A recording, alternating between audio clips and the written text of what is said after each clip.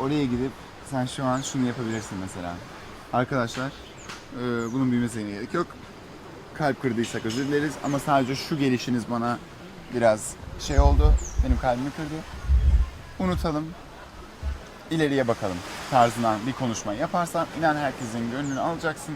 Bu olayda unutmuş olursun. Ya bu benim tarzım değil. Özür dilemek gerekirse ben özür dilemedim. Defalar önce insanların içinde de özür diledim. Biliyorum Ama gördüm. özür dilenecek hiçbir şey yok burada.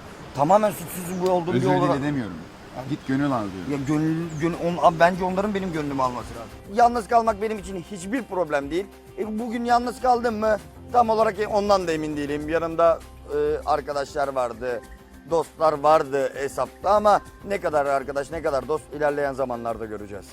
Yani bu olayın buraya gelmesi saçma Ya zaten. bu kadar büyük bir olayın bu kadar büyümesi çok saçma. Yani Evet. daha kalkıp buralara gelene kadar orada ya yeter artık falan. Üç adım geri kimseye zararım yok ama mesele çok da manidar da. Bir orta yol bulunabilirdi bence. Aynen çok manidar bu tartışmanın buraya gelmesi.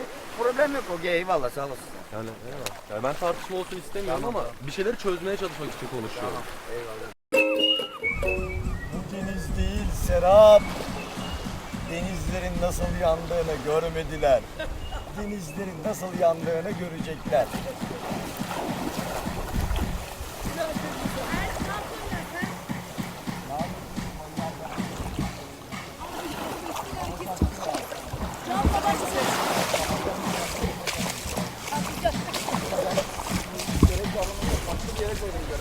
Açıyoruz, ev yapıyoruz, sen manzara fikirlerine ihtiyaç var. Emin olun ki sizin fiziksel gücünüz diğer arkadaşların olsun.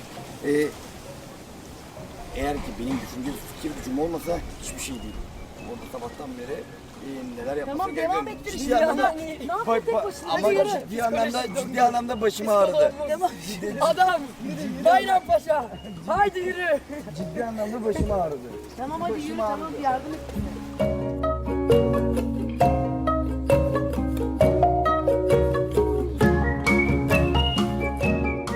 Kaldır lazım adamlara lazım oraya da plan çizdi Burçak. Planlı barakanız olacak hala.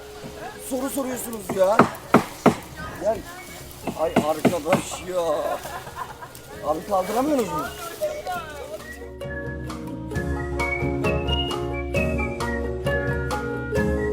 Dün akşam Gökhan arkadaşla yan yana yattık.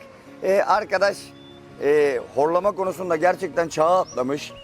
En az 5 kere yabani hayvan geldi mi diye etrafı gözetledim. Sonradan Gökhan'ın horladığını zannettim. Ben mesela horlama herkes horlayabilir. Daha önce de horlama gördüm ama Gökhan'ın horlamasına horlama değil. Gökhan'ın horlaması ultimatomdur, ulusa sesleniştir.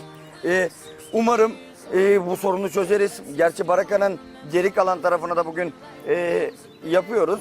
O çözüldükten sonra umarım bu sorunu çözeriz çünkü bu çok büyük sıkıntı. Ben böyle bir horlama görmedim.